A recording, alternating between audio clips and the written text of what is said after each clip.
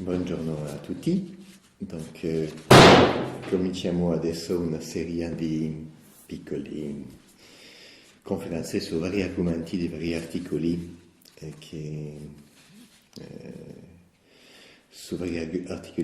per parlare un po' insieme di tante cose in maniera molto semplice. Credo che oggi è importante dare, sia per noi stessi sia per gli altri, piccole informazioni molto corte, semplici, come i santi. I santi dicevano le cose molto semplici, chiare e dirette. E poi dopo come piccoli input. E dopo, se un punto che tratteremo vi tocca, cercherete per conto vostro, sia in lettura, sia su internet, vi può usare per il bene, con molta prudenza e molta preghiera. E poi ciò che voi troverete come frutto del lavoro di ricerca vostro sarà molto più importante di ciò che io dirò a voi, perché avrete fatto lo sforzo di cercarlo e di trovarlo, e ve lo ricorderete sempre. Allora, parlerà adesso, in questo primo incontro, piccoli consigli sul matrimonio. Un argomento che è molto importante, perché sapete che il cuore della società, il buon Dio ha voluto che sia il matrimonio. Tutto viene dal matrimonio. Anche Dio stesso si è incarnato in un santo matrimonio, nella Madonna Santissima e San Giuseppe. Allora, possiamo parlare di questi piccoli consigli per colpire in crisi o per evitare le crisi. Meglio prevenire che guarire. Allora, sapete che il matrimonio siete, per gli sposi che ascoltano, siete due. Va bene, siete entrati in chiesa, giorno del matrimonio, a due. Siete usciti uno più un altro. Uno perché di due siete diventati una sola carne. I santi dicono che dopo il matrimonio fatto, il sacramento, gli sposi appartengono l'uno all'altro. Cioè, il corpo del marito appartiene alla moglie. Il corpo della moglie appartiene al marito. Il marito, per i santi parlano così, lo sposo diventa l'anima della moglie, la moglie diventa l'anima del marito, una unione che è talmente intima che non ci sarà più a parlare fra di voi di i miei figli, padre, avete visto i miei figli come sono? Ah, sono ingegneri così, fanno studi, sono bravi, miei, signore o signora, li avete avuti da sola o da solo come la Madonna? No, anche con lui, lei, lui, il marito e la moglie. Allora dite i nostri figli. E quando i vostri figli combinano un guai, conoscete tutti come vi comportate a quel momento, in genere, i tuoi figli, guarda cosa hanno combinato. I tuoi figli, scusa caro mio o caro mia, sono anche i tuoi, sono nostri figli. Fra i sposi, questo è molto importante, perché come parliamo, pensiamo. Uno dei grandi errori che è passato in maniera diabolica con il modernismo, la falsa chiesa moderna e il falso mondo moderno, totalmente anticattolico, è di cambiare, il demonio ha cambiato e cambia il senso delle parole. Prenderà in bianco, mi considererà il nome di Papa, ciò che non è. Prenderà la parola amore, per esempio, ma mette totalmente un altro connotato sotto il senso della parola. Cambierà il senso delle parole e così la gente cambia la maniera di pensare automaticamente. Continuiamo. Dunque, il fatto del noi, perché tutto è nostro per voi sposi. Che sia il tempo, che sia il denaro, che sia lo stipendio, che sia del marito, che sia i tempi liberi, che sia anche i genitori, i suoceri, i propri genitori dell'altro, tutto è nostro. Guardate nella Sacra Scrittura, anche sul Tobia, il giovane che si sposa con Sara, la sua cugina lontana, i suoi genitori chiama la sua moglie sorella, e lei lo chiama fratello, e i genitori di lei, lui dice a loro, voi siete per me i miei genitori. C'è una sola cosa. anche sì, ne parliamo un altro articolo sul fatto dei solcieri, la solcera, come comportarsi dei due lati. Continuiamo per l'argomento per non fare troppo tempo, perché penso che è importante che questi piccoli incontri siano corti, non troppo lunghi. Eventualmente si potrebbe fare questo argomento sul matrimonio, che è un po' più complesso, perché è la base di tantissime cose, magari in due parti. Il fatto del noi, che è molto importante, che tutto è comune. Poi, credere che sì, avete un problema di matrimonio. Allora, la cosa che è importante, dovete credere che Dio, il buon Dio, si è impegnato con voi il giorno del vostro matrimonio, in chiesa. Vi ricordate, siete entrati tutti e due e siete usciti uno. Quando l'ultimo imperatore d'Austria, Carlo, si è sposato con, mi sembra che era Zita, Zita di Bourbon-Parma, uscendo dalla chiesa, sotto la pioggia di riso, come si fa penso anche da voi, lui disse a lei, la sua giovane sposa: adesso, cara mia, dobbiamo portarci l'un l'altro in paradiso. Una bella espressione, perché questo è col matrimonio. San Paolo non dirà che nessuno disprezza la propria carne, or la moglie è carne del marito, e anche l'opposto.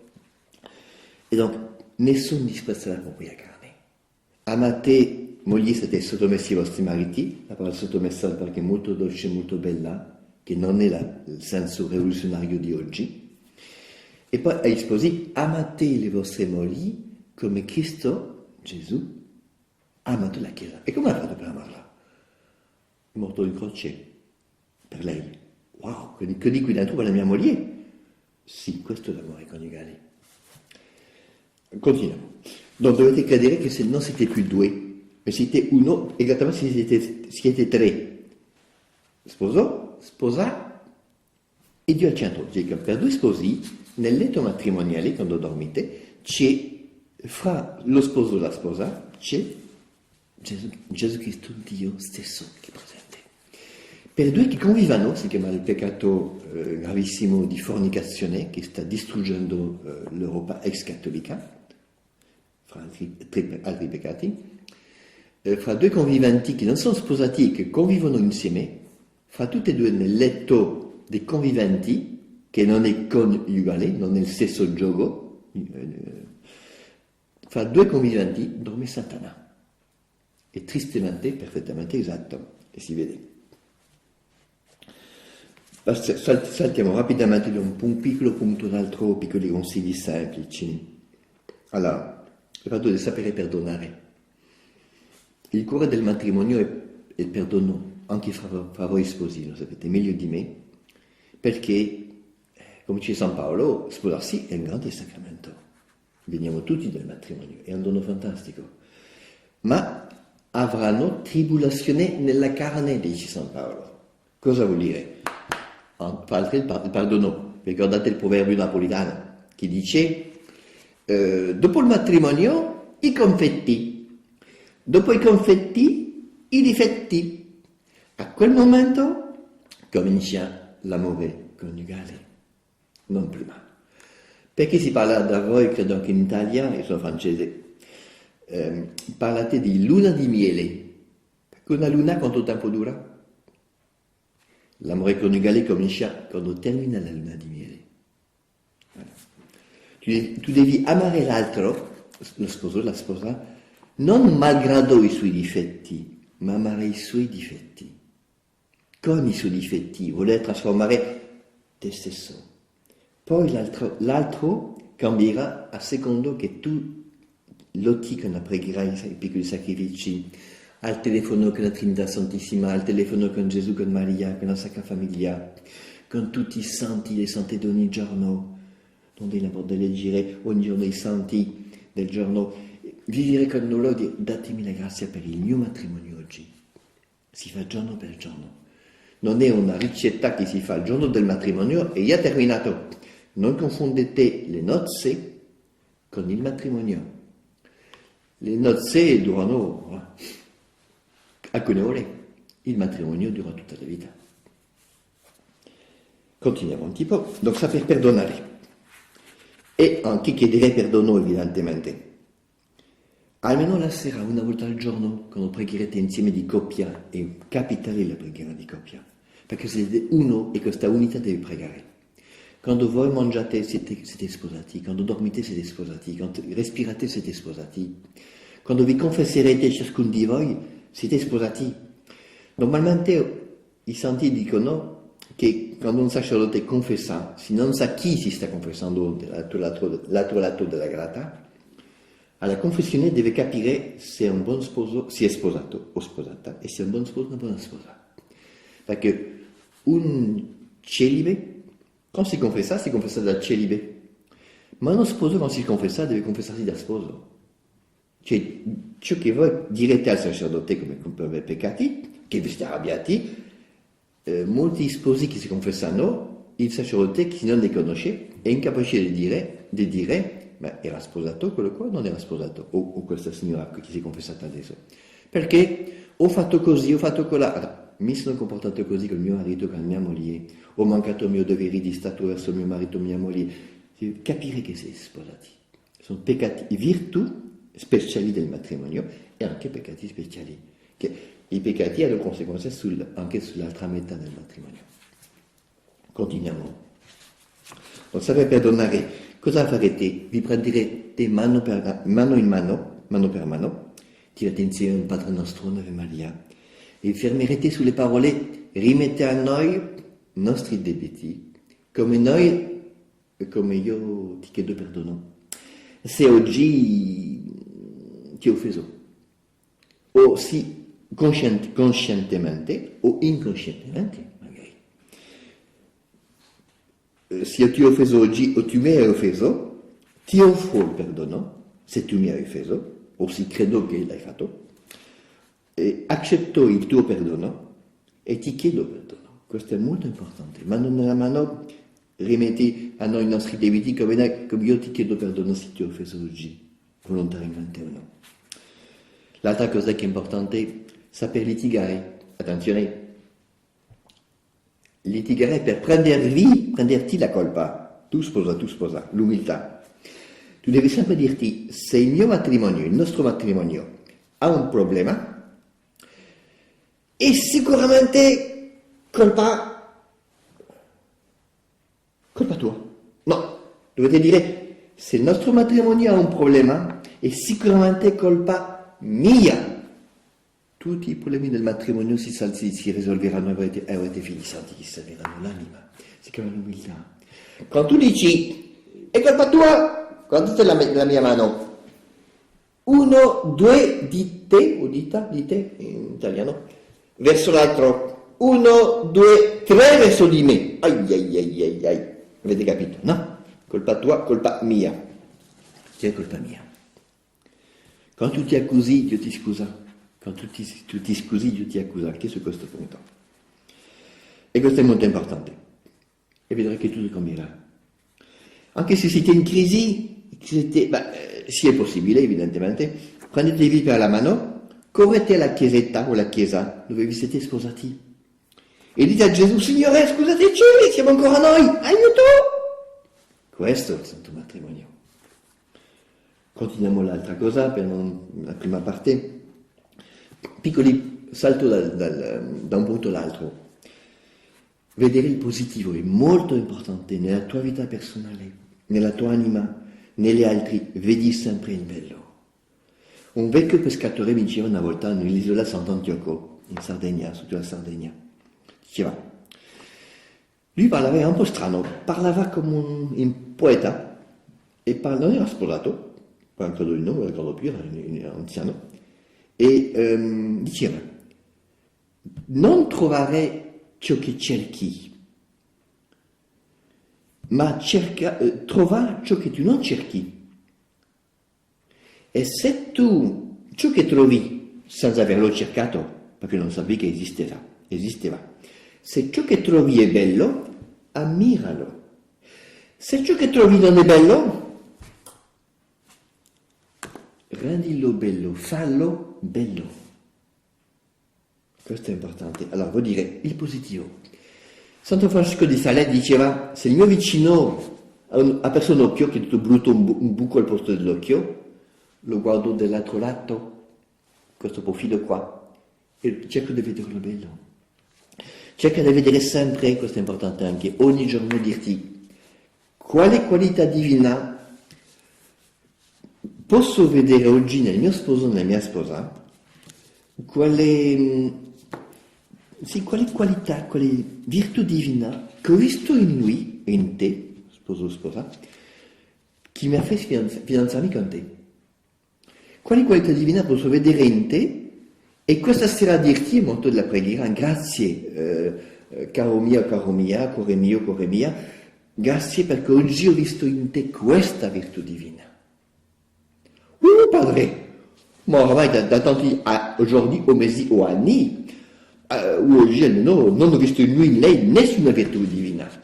Allora, se tu alla sera non sei capace di dire ho visto in lei mia sposa o in lui mio marito, sei incapace di dire ho visto in lui una virtù divina oggi, significa che tu hai un problema, non lui o lei. Vedi sempre il positivo, come Dio. Il buon Dio vede una mamma, spera sempre nei figli. Bon, si realizzerà, si convertirà come la mamma di Santa Monica, Sant'Agostino, sapete la storia. Voilà. Questo è il proprio delle spose, sperano di più, l'uomo più così, vattene! No, la sposa Sonia spera di più, meno male. Andiamo un po' avanti e poi terminiamo questa prima parte. Non vedere il positivo. Per esempio, nel rito bizantino, che è anche cattolico, i sposi quando si sposano, si incoronano l'un l'altro davanti all'altare con una corona fatta di rose, con alcune spine, e si mette sulla testa del giovane sposo alla sposa e la sposa al suo marito, che appena il marito muore davanti all'altare da pochi secondi. E senza forzare evidentemente. E perché questo qua? Per ricordare ad un altro che a giorni tu vedrai lui o lei come una rosa femminile, dolce, bella, delicata, meravigliosa, che bello il matrimonio, o tu vedrai lui o lei o lui tutto dolce, amabile, principe azzurro, quello che vuoi. Le rose. Ma a giorni, forse il giorno dopo o 2 o 3 ore dopo, vedrai soltanto le spine della corona. Amala lo stesso. Gesù Cristo, nostro Signore, con le spine in testa, non era tanto bello da vedere, Non aveva fatto il profumo e il make-up e queste cose qua. Amalo lo stesso. Ama Gesù Cristo, ama il tuo marito e tua moglie, anche se tu vedi quel giorno più spine che rose. E sappi dirti, se lei ha le spine, sta portando i miei peccati.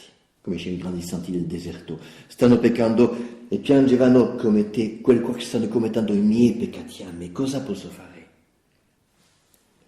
Voilà, così. Questo è importante. Passiamo rapidamente a quello qua.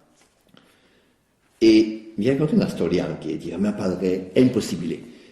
Il mio marito o la mia moglie è la mia croce. Io la sopporto. E se ero sposato con qualsiasi persona, andrebbe bene, ma non con lui o con lei. Evidentemente. Quando andate da mangiare il cibo alle scimmie nel parco zoologico, ogni scimmia pensa che ciò che è dato all'altro è migliore del suo e cerca di prendere ciò che avete dato all'altra scimmia. Il demonio ti fa credere che gli altri sono molto migliori del tuo, che non è vero.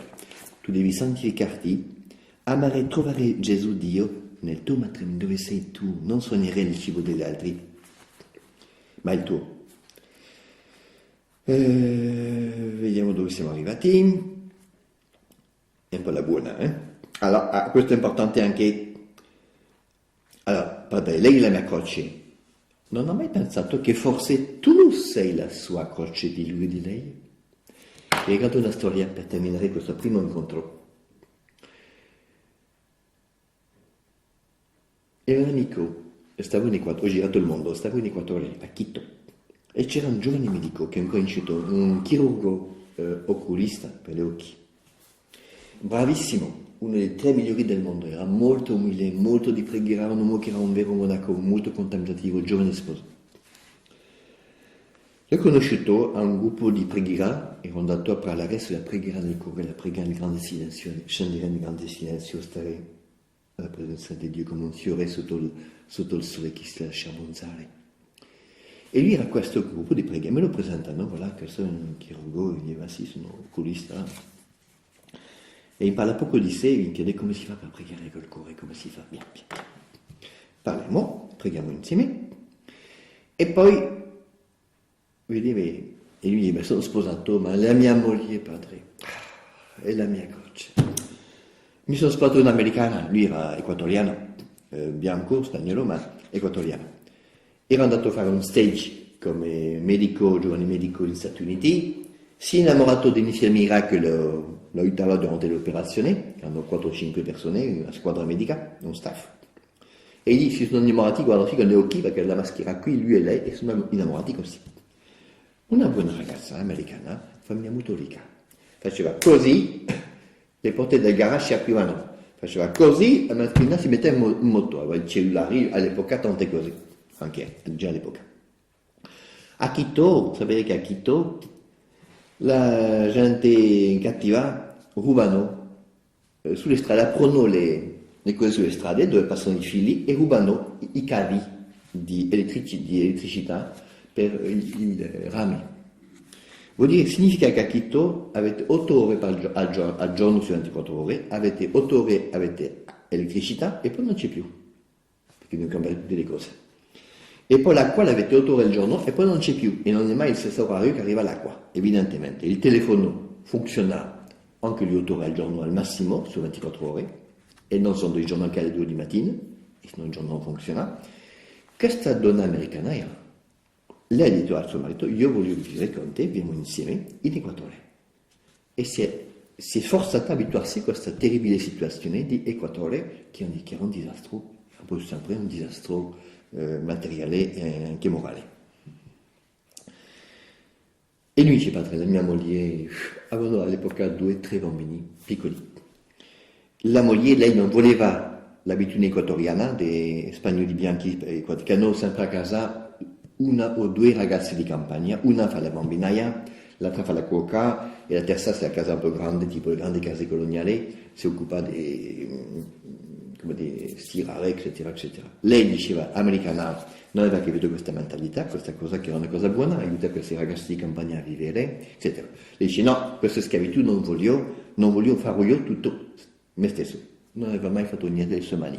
Si è messo a fare tutto. Arriva il primo bambino, il secondo, il terzo, e lì diceva, padre, lei è la mia croce, non ce la faccio, e lei neanche crede in Dio, mi dice che voglio pregare con lei, e lei non rifiuta, padre, sono dispiaciuto, attends, scusa, tu va pian piano, prega per lei, riprendila, e poi passo, vado via, ritorno dopo 6 mesi, un anno, ripasso dopo, mi ricordo più adesso, sia un anno o 2 anni dopo, lo vedo arrivare con lei. Ero andato una volta a casa loro, l'ho visto, lei era un po' aggressiva evidentemente, e mi sicuramente che la colpa è sempre dei 2 lati. E dopo 2 anni arrivo di nuovo a questo gruppo di preghiera che mi invita a ritorno a Quito di nuovo in Equatore e mi presenta a lui, sorriso fin qui, con lei in braccia, lei è un più grande di lui, ragazza, una giovane sposa americana, un sorriso fin qui, e lui mi dice, padre, vi ricordate la mia sposa? E mi saluta con molta amabilità. Dice, padre, e lei sa che lei vede la Madonna dall'età di 3 anni di età, la vede spesso? Scusami, ma tu mi avevi detto, sì, mi avevi detto che lei non credeva in Dio, e io ero il pazzo, è il problema. Io ero la sua croce, non è la mia. E mi ha detto come è accaduto. Ma scusami, cos'è accaduto? È semplice. Mi sono messo a letto una serata, quando io opero tutto il giorno, è molto minuzioso con gli occhi, sono ore e ore a operare, e quando io dopo la sera prego, e quando cado mi metto a letto, mi addormento secco, non mi sveglio mai. Premetto che lui tutti i giorni veniva a questo gruppo di preghiera, che si radunava tutti i giorni, per meditare in silenzio. E lui veniva tutti i giorni, il lunedì, il martedì, il mercoledì, il giovedì, il venerdì, il sabato. Cominciate a capire perché il problema non era tanto della moglie ma di lui. Perché lui arrivava da casa alle 6:30 di sera, o 6, si cambiava e scappava via. Ha bisogno di pregare, di stare in silenzio. E lasciando la povera moglie americana sola, con 2 o 3 o 4 altri figli dopo, con bambini piccoli. Non faceva il suo dovere di marito. Senza pensarci era convinto che devo pregare per la mia famiglia, benissimo, ma non era questo, non andava. E come ha detto questa la prima volta, gli ho detto, guarda, forse che la tua moglie capisci 5 volte, tu sei con lei a casa per aiutarla, per contemplarla, per pregare con lei, per dare la mano anche per i figli anche tu. Siete una sola cosa? Ha detto no padre me. E lui mi aveva detto padre, ditemi una penitenza a fare, io cerco una croce, voglio soffrire per consolare, riparare il cuore immacolato di Maria, cuore sacratissimo di Gesù per tanti bestemmie e peccati che vedo, per tante anime che si dannano per l'eternità all'inferno. Cosa posso fare per salvare le anime? Datemi una croce, una penitenza. Mi ha detto, vuoi una penitenza? Sì padre, farò ciò che lei mi dice, tu vai 5 volte alla settimana a questo gruppo di preghiera. Allora da adesso in poi sceglierai 2 volte alla settimana. Tu non andrai al gruppo di preghiera, starai a casa tua alle 6 di sera con la tua famiglia. Mi guarda, padre, avete questo sarà una penitenza, questo sì, sarà una bella penitenza. Ok, questo mi va, questa è una croce a portare, va bene. Forse mi costerà moltissimo, ma lo farò. È giusto, sì. Poi mi ha raccontato che dopo questo incontro comincia a scegliere, non mi ricordo più adesso, c'était il martedì sera e il venerdì sera o il sabato sera, sceglie di non andare più al gruppo di preghiera a pregare. E arriva la sera alle 6:30, 5:30, la moglie gli unghie fuori perché sa che il marito arriva, toccata fuga e se ne va. E lui toglie si prepara e poi non si prepara per ripartire e sta qui tranquillamente e guarda i suoi figli come i bambini piccoli. Non erano abituati a vedere il papà che stava con loro, neanche lui a stare tanto con loro, poteva un buon marito, un buon sposo, anche per i figli. E la moglie le guarda e dice, tu non vai dai tuoi pazzi? Non vai a pregare come di solito al tuo gruppo?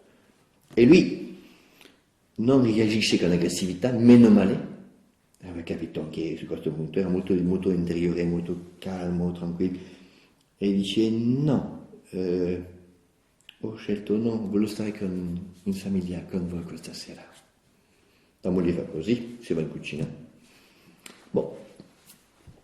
E poi il venerdì sera, stessa cosa. Ma tu non andrai, non ci oggi? Non scappi di nuovo? Ti no, ho capito che devo stare con voi, almeno questa sera anche. La moglie ha cominciato pian piano così. E un giorno dopo lui si addormenta così, e poi si sveglia, mi sono svegliato, mi dice lui, di colpo, alle 2 di mattina, bagnato di sudore, con i peli così, no? Peli d'oca, spaventatissimo a morte, non so di che mi ero spaventato. D'istinto allungo la mano nel letto così, vicino a me, verso la mia moglie per cercare aiuto. Tocco un liquido come un po' strano che tutto che appiccica. Io sono un padre, mi ha detto lui, sono chirurgo medico, so cos'è il sangue. Era sangue. Tocco la mia moglie e è sangue nel buio. Era il buio. Metto la piccola luce sul lato, guardo la mano, era piena di sangue. Giro, sono spaventato ancora di più, giro la testa verso di lei. Padre, non era la mia moglie, era Gesù sulla croce, steso sul letto, sulla sua croce vicino a me, al posto della mia moglie. padre, io sono oculista. Lui faceva così, con gli occhi, si chiudevano e si aprivano come uno che guarda, occhi aperti, aveva gli occhi aperti e le chigne, donc non era una visione, non era una statua, era vivo. Io ho ritirato la mano verso di me, dico, ma sono pazzo, ma cosa accade? Non è possibile. Mi sono mosso la lingua, mi ha fatto male, e poi ho rigirato gli occhi verso Gesù. Era la mia sposa che dormiva tranquillamente, respirando normalmente.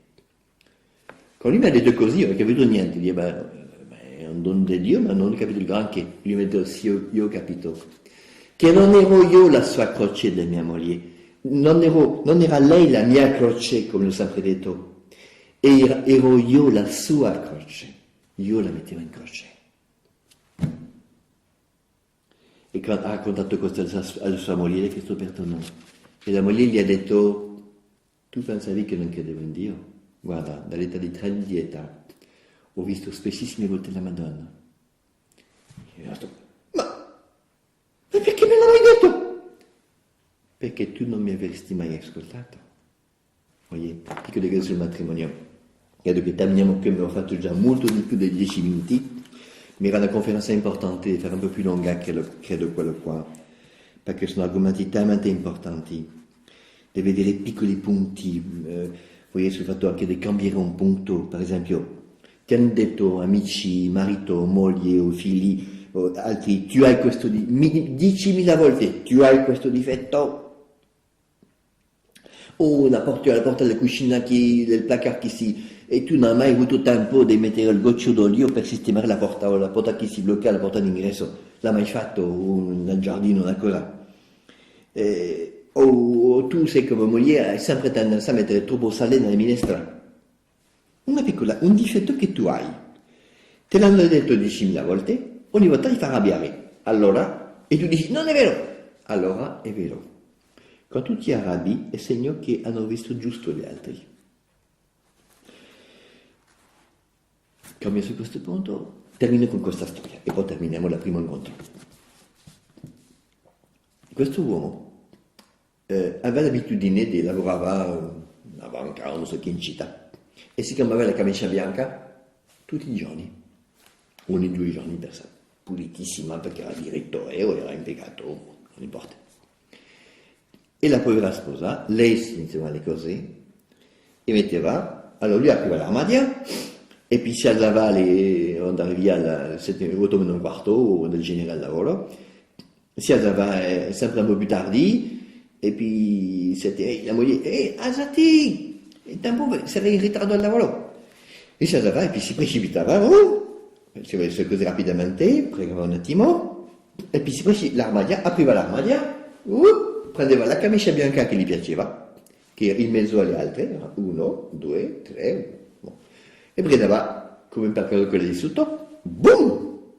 Faceva cadere a terra le altre camicie bianche e ciò che era preparato della moglie con l'amore, faceva cadere a terra, si metteva la camicia bianca, la vecchia la tirava nell'angolino del pavimento, perché non sapeva la differenza tra il pavimento e almeno il letto, la sedia.